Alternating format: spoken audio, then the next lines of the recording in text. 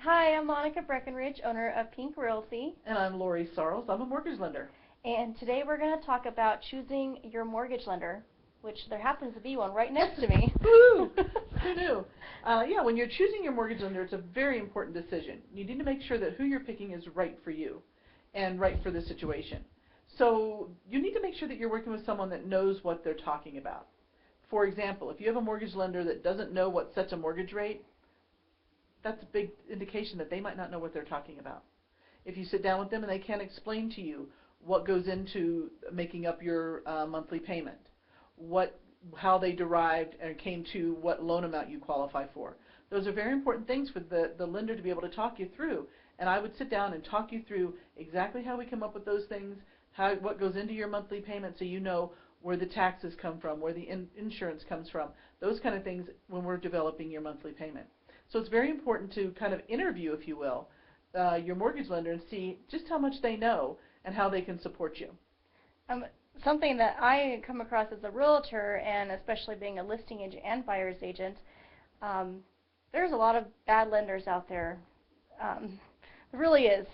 I see deals all the time fall apart that's under contract 2 weeks into the transaction because the loan doesn't go through, because the lender missed something. That's where a really good pre-qualification before you even get to the offer stage comes into play, and Lori does an excellent loan pre-qualification.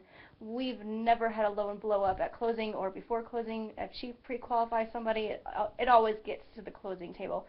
But there really are closings that happen that other agents bring us a buyer and they're using their own lender and they blow up because the lender didn't do a good job. Didn't look at the credit up front. Yeah. Didn't look at the income up front. One of the first things I do after I talk with you is I make sure that I get your pay stubs, so that it's not just us talking over the phone. Mm-hmm. I look at your pay stubs. I look at your W-2. I look at your credit.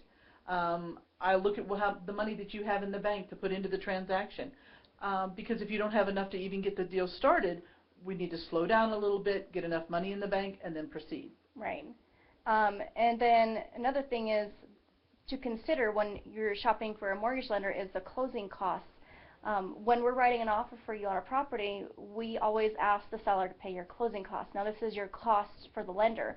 Mm-hmm. These costs can range from $3,500 all the way up to $9,000.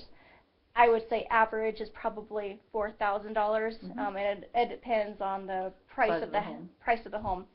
So when we're making an offer, we don't want to make an offer with extremely high closing costs, because that's money coming out of the seller's pocket, which makes your offer less desirable.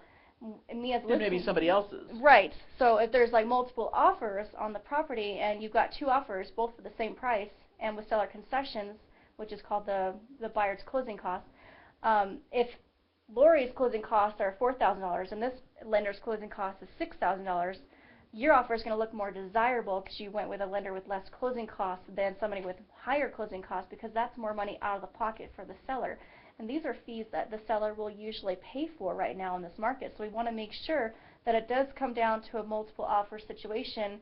Those closing costs are going to be very reasonable, and I do believe that Lori has the most reasonable, very reasonable closing costs. So I mean, we get offers in all the time, and they're excessive. Mm-hmm. And I tell my sellers all the time, we need to counter this lower, or they need to go to a different lender, right, because it's outrageous. Absolutely. So keeping those closing costs in line is very important.